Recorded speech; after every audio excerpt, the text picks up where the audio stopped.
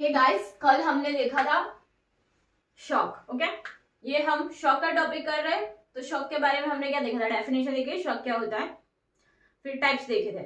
Okay, तो definition में कहा था कि शॉक क्या है, तो लैक ऑफ ऑक्सीजन, यानी कि टिश्यू को ऑक्सीजन नहीं मिलती, टिश्यू परफ्यूजन हो जाता है। ओके, उसकी वजह से जो ऑर्गन है वो डैमेज हो जाता है। फिर टाइप्स देखे थे हमने, तो टाइप्स क्या है, टाइप्स कौन कौन से है। तो फर्स्ट हाइपोवोलेमिक शॉक के, ऐसे हमने ये देखा है कि ऑक्सीजन की कमी हो जाती है। ओके, और उससे शॉक आता है। तो किस किस तरह से ऑक्सीजन की कमी होगी टिश्यू के पास, वो टाइप्स में देखते हैं। तो टाइप्स में, टाइप्स और इटियोलॉजी दोनों साथ कवर की थी। First hypovolaemic shock, cardiogenic shock, distributive shock, उसमें फर्दर डिवीजन थे। तो सेप्टिक शॉक था, ऑब्स्ट्रक्टिव शॉक था, न्यूरोजेनिक शॉक था, और लास्ट में एनाफिलाइटिक शॉक था। ओके, तो ये हमने डिटेल में कर लिए। जो ये वीडियो है आप आगे जाके देख सकते हैं, जिसमें मैंने टाइप्स और इटियोलॉजी कवर किए। आगे देखेंगे साइन एंड सिम्टम। ओके, तो साइंस एंड सिम्टम। तो साइन क्या है और सिम्टम क्या है। साइन वो होते हैं कि साइन यानी कि आप कहते हैं ना संकेत दे रहे हैं, ऐसे संकेत आपको दिखाई देते हैं। तो साइन वो होते हैं कि जो हमको दिखाई देते हैं, हम जो ऑब्जर्व करते हैं। और सिम्टम वो होते हैं कि पेशेंट हमें आके खुद बता रहा है। ओके, तो अब हमें पता चल गया है कि जो पेशेंट है उसको क्या है, उसके टिश्यू के पास ऑक्सीजन नहीं है। अब किस किस टाइप का शॉक है वो पता चल गया कि ऐसा ये टाइप का शॉक है। ओके, मैंने अपने नोट्स भी बनाए हैं, मैं उससे भी आपको पढ़ाऊंगी और ऐसे भी आपको मैं कॉन्सेप्ट क्लियर करवाऊंगी कि इसमें क्या आता है। ठीक है, तो क्लिनिकल फीचर्स यानी कि साइन एंड सिम्टम, कि कोई पेशेंट है, हम हॉस्पिटल में जा रहे हैं और फिर हमने देखा कि कोई ऐसे भी, हमको कैसा पता चलता है कि कोई पेशेंट ऐसा है कि जिसको बहुत ऐसे रेड रैशेस हो रखे, रेड ग्रैन्यूल हो रखे स्किन पर, तो हमें देख के पता चल जाता है उसको चिकन पॉक्स होगा। ओके, तो ऐसे हमने फाइंड आउट कर लिया कि उसको ऐसे ये है। तो हमें अब कैसे पता चलेगा कि ये व्यक्ति, ये जो पेशेंट है वो शॉक में, उसके क्या साइन एंड सिम्टम हमें दिखाई देंगे। हमें कैसे पता चलेगा, कि हम कैसे फाइंड आउट कर सकते हैं कि ये पेशेंट क्या है, शॉक का पेशेंट है। ओके, तो उसे ये टाइप का शॉक हुआ है। तो उसके लिए हम देखेंगे साइन एंड सिम्टम। तो हमारी बॉडी में शॉक की वजह से कौन कौन से ऑर्गन अफेक्ट होते हैं। Okay, cardiovascular system, respiratory system and renal system. आगे भी सिस्टम है पर अब ये तीन कवर करेंगे। तो कार्डियोवास्कुलर सिस्टम में क्या साइन एंड सिम्टम होगा, क्या अल्टरेशन आएगा। आपको पता होगा ट्रेकिकार्डिया यानी कि इंक्रीज ब्लड प्रेशर। ओके, क्या होगा, इंक्रीज ब्लड प्रेशर। अब फर्स्ट कार्डियोवास्कुलर सिस्टम में ट्रैकिकार्डिया क्यों होगा। ट्रैकी यानी कि बढ़ जाना, कार्डिया यानी कि हार्ट। तो हार्ट जो पंपिंग करता है वो क्या है, हार्ट का पंपिंग बहुत ही बढ़ जाता है। इससे क्या होता है, हार्ट बहुत ज्यादा ब्लड बाहर फेंक रहा है, ज्यादा ब्लड बाहर फेंक रहा है तो उसका जो प्रेशर होगा वो क्या बढ़ जाएगा। किसका प्रेशर बढ़ जाएगा, ब्लड का प्रेशर बढ़ जाएगा। तो इसलिए हम कहते हैं increase the blood pressure. Okay, अब हाँ, हमने पढ़ाया था कि क्या ऑक्सीजन, लैक ऑफ ऑक्सीजन हो जाती है, टिश्यू परफ्यूजन हो जाता है, और जो टिश्यू है वो शॉक में आ जाता है, वो ऑर्गन शॉक में आ जाता है, वो ऑर्गन डैमेज हो जाता है, अच्छे से काम नहीं कर पाता है। ओके, तो क्या होता है, फर्स्ट टिश्यू परफ्यूजन, फिर ब्लड प्रेशर डिक्रीज होता है, कार्डियक आउटपुट डिक्रीज होता है। वो कार्डियक आउटपुट डिक्रीज होगा तो क्या हुआ, ब्लड सप्लाई डिक्रीज होगी, ब्लड सप्लाई डिक्रीज होगी तो जो वो ऑर्गन है, जो वो टिश्यू है, वहां पे अच्छी तरीके से ब्लड की सप्लाई नहीं हो पाएगी। ओके, अच्छी तरीके से ब्लड की सप्लाई नहीं हो पाएगी तो वो ऑर्गन कहाँ पे चला जाएगा, शॉक पे चला जाएगा। ओके, तो अब मैंने ये क्यों कहा कि ट्रैकिकार्डिया, कि भाई शॉक का पेशेंट है उसका ब्लड प्रेशर इंक्रीज हो जाता है, ब्लड प्रेशर तो डिक्रीज होना चाहिए ना। क्यों डिक्रीज होना चाहिए, क्योंकि कार्डियक आउटपुट डिक्रीज हो रहा है, जो आपका वॉल्यूम था ब्लड का, वो वॉल्यूम ब्लड फ्लूइड वो डिक्रीज हो रहा है। तो पहला तो क्या होता है कि जो हार्ट है ना वो कोशिश करता है कि भाई एक्सीडेंट हो गया है, बर्न हो गया है, बर्न का पेशेंट है, तो हार्ट क्या करेगा, बहुत ज्यादा पंपिंग करेगा। भाई अपने से भी करता है ना, बॉडी को पता चल जाता है कि भाई ब्लड कम है तो भी बहुत ज्यादा ब्लड बनाओ, बहुत ज्यादा पंपिंग करता है तो हार्ट क्या करता है, बहुत जोर से ज्यादा पंपिंग करने लग जाता है, और ज्यादा पंपिंग करता है तो हार्ट को क्या लगता है कि मैं बहुत ज्यादा पंपिंग करूंगा तो ये थोड़ा सा ब्लड है, पर 1 मिनट के अंदर 80 बीट्स हो गए तो ज्यादा ब्लड वहां तक पहुंच पाएगा जिस टिश्यू तक पहुंचना है कैपिलरी के थ्रू वहां पे, क्योंकि टिश्यू को अपना फंक्शन करना होता है, मेटाबॉलिक रिएक्शन इसीलिए। ओके, तो फर्स्ट आपको पता चल जाना चाहिए कि ट्रैकीकार्डिया तो क्या करता है, हार्ट बहुत ज्यादा इंक्रीज कर देता है हार्ट बीट को, अपने फंक्शन को। ओके, सिस्टोलिक और डायस्टोलिक बहुत ही बढ़ जाता है। फिर पाल्पेशन, कि आपको पाल्पेशन पता होगा कि हम क्या करेंगे, अब जाकर पाल्पेशन करेंगे। पाल्पेशन कहाँ पे करेंगे, बहुत सारे साइट ऑफ पल्स होती है। कौन कौन सी पल्स होती है, टेम्पोरल यहाँ पे होगी, फिर कैरोटिड होगी, फिर एपिकल होगी जो हार्ट पे होगी, फिर ये वाली ब्रेकियल, फिर यहाँ जो ये अंगूठों वाली है ये क्या होगी, रेडियल। ओके, ये अंगूठे वाली क्या, रेडियल, और ये वाली अल्ना। फिर फिमोरल होती है, पॉप्लेटियल, डोर्सल पेडिस, ऐसे करके वो साइड होती है जहाँ से हम पाल्पेट कर सकते हैं, पाल्पेशन कर सकते हैं पल्स का। ओके, तो पाल्पेशन करेंगे तब हमें पता चलेगा।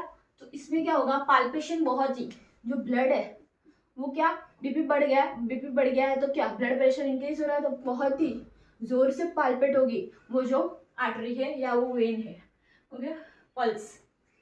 फिर हाइपोटेंशन, हाइपो यानी कि कम हो जाना।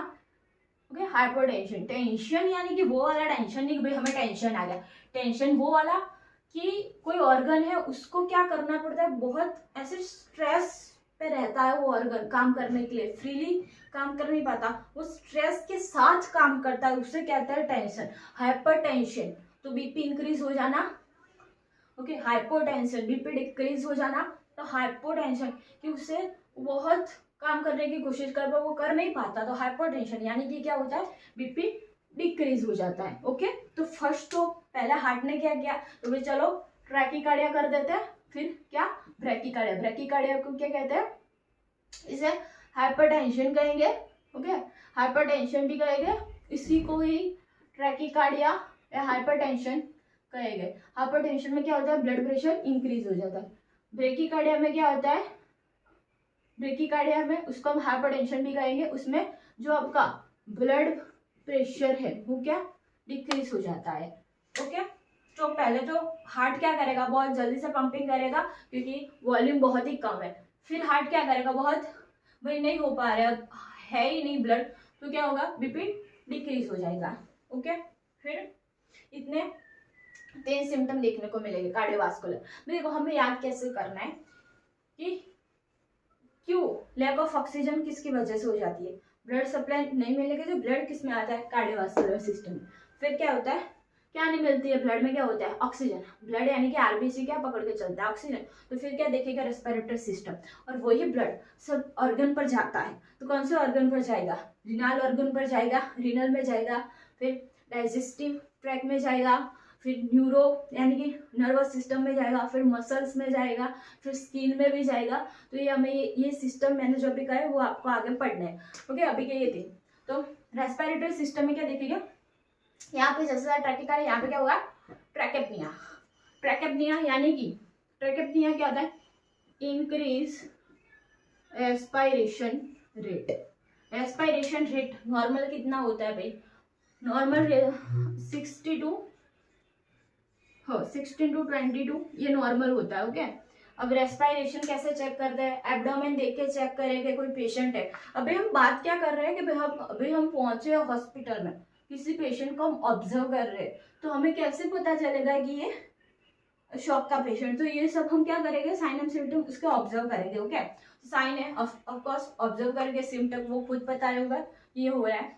ट्रैकेपनिया यानी कि रेस्पिरेशन रेट इंक्रीज हो जाता है। नॉर्मल कितना है, 16 to 22, यानी कि उसका एब्डोमेन देख के पता चल जाएगा कि वो बहुत ही कम रेस्पिरेशन कर रहा है, बहुत ही इंक्रीज रेस्पिरेशन कर रहा है। बहुत ही कम कर रहा होगा तो गैस्पाई रेस्पिरेशन करेंगे। ओके, वो अलग टॉपिक है। अभी देखिए ट्रैकेपनिया। ट्रैकेपनिया क्या है कि इंक्रीज द रेस्पिरेशन। अब रेस्पिरेशन इंक्रीज क्यों हो जाता है, बॉडी को भी पता चलेगा कि भाई ब्लड क्या है, ब्लड बहुत ही कम है। अब ब्लड बहुत ही कम है, आपको सिंपल ही पता होगा कि ऐसा सेल होता है, ऐसा कैसा सेल होता है। सेल के पास ऐसे 4 हीमोग्लोबिन के चैन होते हैं और यहाँ पे क्या अटैच होता है, यहाँ पे ऑक्सीजन ऐसे करके अटैच होता है।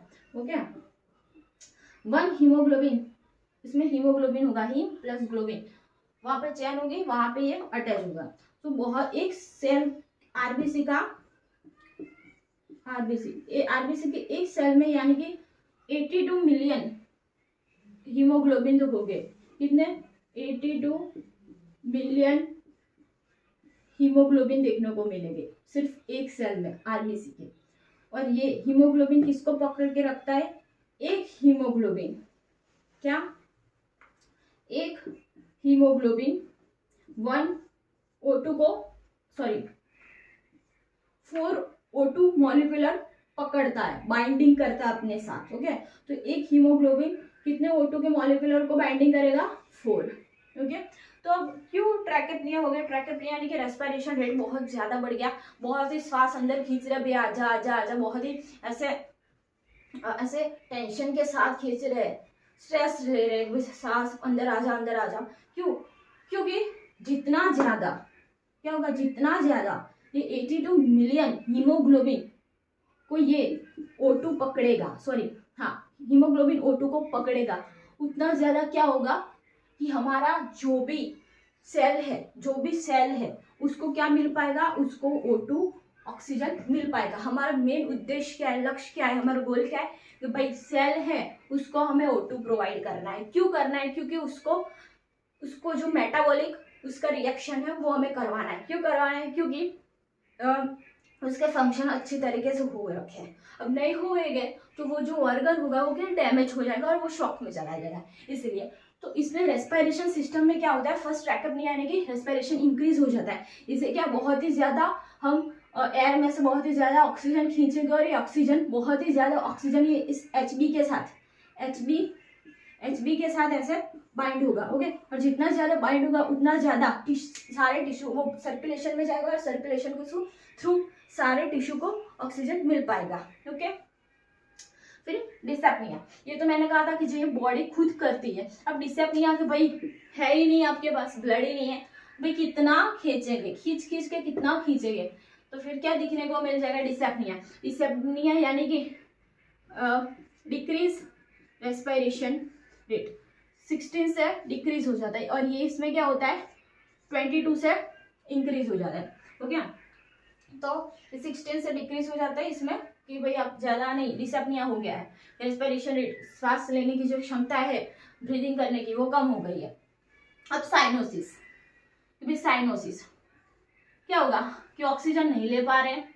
अब ऑक्सीजन नहीं ले पा रहे तो जो टिश्यू है हमारा, ये क्या है, टिश्यू को क्या नहीं मिल पा रहा है, O2 नहीं मिल पा रहा। अब O2 नहीं मिल पा रहा है तो क्या होगा, साइनोसिस होगा। साइनोसिस क्या है, bluish discolouration of skin, skin क्या बढ़ जाती है, ब्लूइश हो जाती है, बहुत ही ब्लूइश हो जाती है। आपको देख के पता चलेगा कि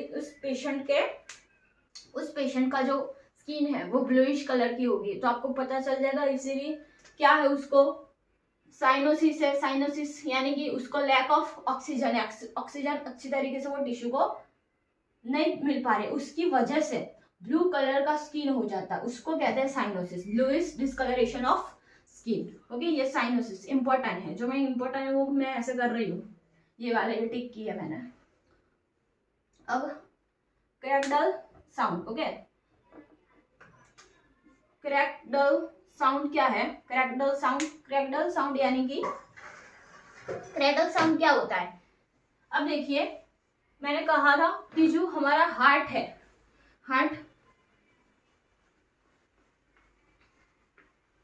क्रैकडल साउंड ऐसी साउंड है जो रेस्पिरेशन यानी कि लंग्स में से आती है। अब ये क्यों आती है वो समझिए, क्योंकि इसमें क्या होगा भाई, हार्ट के अंदर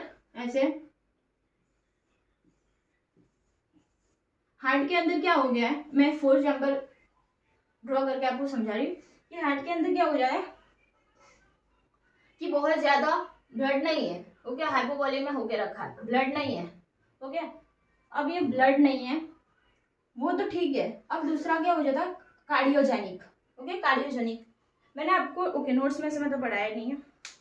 हाँ, फर्स्ट में पढ़ाने की कोई जरूरत नहीं, मैंने तो समझा दिया। सेकंड में आप देखिए यहाँ पे मेरे नोट्स में लिखा हुआ है क्रेडल साउंड में कार्डियोजेनिक। हाँ, अभी मैंने कहा कि कार्डियोजेनिक, ओके समझिए। कार्डियोजेनिक कंडीशन, कार्डियोजेनिक शॉक मैंने प्रीवियस लेक्चर में पढ़ाया हुआ है। कार्डियोजेनिक शॉक क्या है डिटेल में पढ़ाया हुआ है, तो वो लेक्चर देखेंगे तभी इस टॉपिक में आपको पता चलेगा। तो कार्डियोजेनिक शॉक क्या है? कार्डियोजेनिक शॉक कि जो कार्डियक है हमारा, जो हार्ट है, वो अच्छे से काम नहीं कर पा रहा। हार्ट का काम क्या है? सिस्टोलिक और डायस्टोलिक, सिस्टोलिक और डायस्टोलिक, ओके। ऊपर के जो एट्रियम है उसको क्या करता है? क्वीज करता है, क्वीज होते ही है, फिर वेंट्रिकल क्वीज होते हैं, ओके। तो ये हार्ट का काम है। हार्ट का काम है कि उसको 1 मिनट के अंदर 72 बीट्स करने ही करने हैं, ओके, बीट्स करने हैं। अब वो अच्छे से नहीं कर पा रहा है। अब क्रेडल साउंड यानी कि यहां से आपकी एक आर्टरी जाएगी, इसमें क्या हो गया? अब हमको पता चल गया कि हार्ट अच्छे से काम नहीं कर पा रहा है, ओके। ऐसे ऐसे करता तो बहुत धीरे से ये पंपिंग कर रहा है, बहुत ही उसकी धीरे हो रखी है पंपिंग करने की। यहाँ से एक वेन जाती है, सॉरी आर्टरी जाती है लंग्स की ओर, ऐसे लंग्स के पास जाती है, ओके। लंग्स में क्या लेके जाएगी? यहां से वो क्या लेके जाएगी? ऐसे ब्लड लेके जाएगी, ओके, ब्लड लेके जाएगी। अब हमने क्या ले रखा है? ऑक्सीजन ले रखा है, तो ये ब्लड पंप करेगा, क्या सॉरी ब्लड पंप होगा, हार्ट पंप करेगा तो सारा ब्लड का यहाँ पे चला जाएगा, ओके। तो हमने पहले ही कह रखा है कि हार्ट हमारा अच्छे से काम नहीं कर रहा है, हार्ट का सिस्टम क्या हो रखा है? इम्पैक्ट हो रखा है। तो ये जो ब्लड जा रहा है वो कैसा जाएगा? बहुत ही स्लो जाएगा, ओके। तो थोड़ा ब्लड यहाँ पे ही रह जाएगा, फिर यहाँ से आएगा, तो भाई पंप नहीं कर रहा है, पंप करेगा तो यहाँ से एक वेन आती है, ऐसे। कौन सी है ये? Pulmonary vein. पल्मोनरी वेन क्या होती है? ब्लड लेके वापस आती है, या ब्लड लेके वापस आती है, ओके। अब ये हार्ट पंप ही नहीं कर रहा। अब जब हार्ट पंप नहीं कर रहा तो यहाँ से ऑक्सीजन गैसेस एक्सचेंज होके यहाँ से ब्लड अच्छी तरीके से नहीं आ पाएगा। बहुत सारा ब्लड यहाँ इस लंग्स पे ही रह जाता है। क्या होता है? बहुत सारा ब्लड यहाँ रह जाता है। तो क्या होता है कि लंग्स के अंदर फ्लूइड का कलेक्शन हो जाता है। ऐसे लंग्स होते हैं, ओके। लंग्स के अंदर क्या होता है? फ्लूइड का कलेक्शन। तो समझिए क्रेडल साउंड, लंग्स में फ्लूइड के कलेक्शन की होने की वजह से क्रेडल साउंड सुनाई देते हैं। जब आप क्लिनिकल एरिया में जाएंगे, जब देखेंगे पेशेंट को, तब आपको सुनाई देगा कि क्रेडल साउंड क्या है, ओके। तो सिर्फ क्रेडल साउंड मेरे नोट्स में तो ये लिखा है कि मेनली कार्डियोजेनिक शॉक की वजह से होता है, ओके। कार्डियोजेनिक शॉक क्या है कि हार्ट अच्छे से काम नहीं कर पा रहा। हार्ट अच्छे से काम नहीं कर पा रहा, वो बीट नहीं कर पाएगा। बीट नहीं कर पाएगा तो बहुत ही ज्यादा ब्लड कहाँ पे रह जाएगा? हार्ट में ही रह जाएगा, ओके। अब जब हार्ट में रह जाएगा तो बहुत ही कम ब्लड होगा। अब यहाँ से हार्ट वो बीट नहीं कर पा रहा है, पंप नहीं कर पा रहा है, तो ब्लड वापस जो ये लेफ्ट आर्टरियम में वहां पे नहीं आ पाएगा। बहुत ही सारा ब्लड यानी कि फ्लूइड कहाँ पे एक्यूमुलेट होगा? हार्ट में एक्यूमुलेट होगा।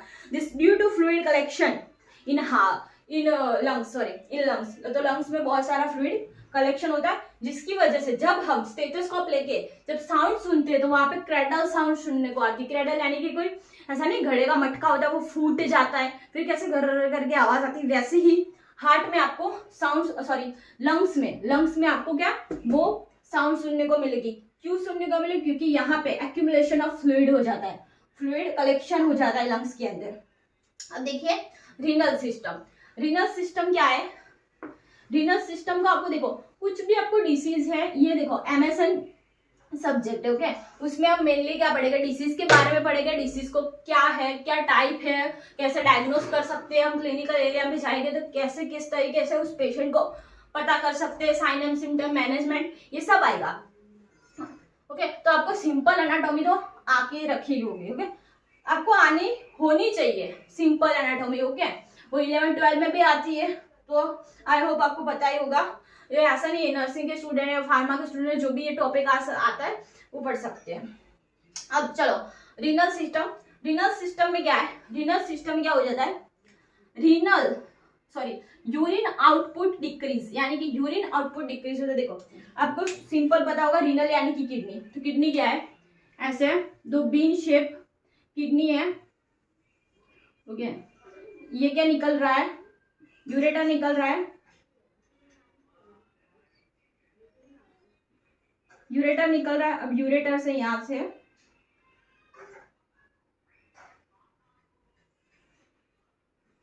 ऐसे ब्लेडर होगा, क्या होगा, ब्लेडर। और ये क्या है, यूरेथ्रा। और ये क्या ड्रॉ करी, urethral opening, 2 kidney, 2 ureter, 1 bladder, 1 urethra.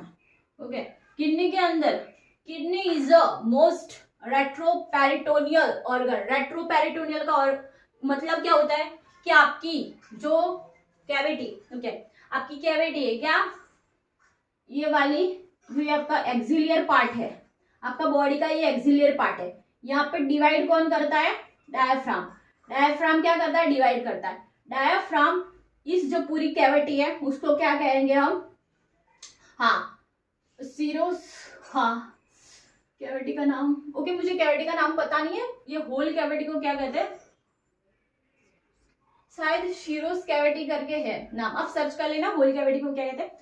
ये वाली कैविटी को, ये जो एब्डोमेन है वो क्या करेगा, डिवाइड करेगा। यहाँ पे क्या हो रखेंगे, यहाँ पे लंग्स हो गए, तो ये कौन सी कैविटी होगी, थोरासिक कैविटी। यहाँ पे क्या होगा, बेस स्टमक होगा, फिर सारे इंटेस्टाइनल, लार्ज इंटेस्टाइनल, सब डाइजेस्टिव सिस्टम होगा। तो ये क्या होगा, पेरिटोनियल कैविटी। पेरिटोनियल कैविटी का जो लोअर पार्ट है, लोअर पार्ट है वो क्या है, लोअर पार्ट वो पेल्विक कैविटी। और पेल्विक कैविटी पे क्या होगा, यूट्रस होगा, ओवरीज होगी, पेनिस होगा, ऐसे ये पेनिस वाला पार्ट है, ऐसे पेनिस वाला पार्ट सब। मेल या फीमेल दोनों रिप्रोडक्टिव ऑर्गन होते हैं, ओके, जो तो पता चल गया कैविटी कैसे डिवाइड होती। और इस वाली कैविटी को एक लेयर होती है, ऐसे कवर करके रखती है, ऐसे ऐसे कवर करके रखती है, एक लेयर होती है। उसी लेयर को हम क्या कहते हैं, पेरिटोनियम। ओके, क्या कहते हैं, पेरिटोनियम, पेरिटोनियम, ओके, पेरिटोनियम। अब पेरिटोनियम कैविटी 2 पार्ट में डिवाइडेड है, समझिए। पेरिटोनियम कैविटी 2 पार्ट में डिवाइडेड, ये अंदर वाली है विसरल पेरिटोनियम, बाहर वाली है parietal peritoneum, visceral peritoneum, parietal peritoneum. ये क्या है, कैविटी है, तो पेरिटोनियल, पेरिटोनियल कैविटी। इसमें क्या होगा, फ्लूइड होगा, तो ये फ्लूइड कौन सा होगा, पेरिटोनियल फ्लूइड। ओके,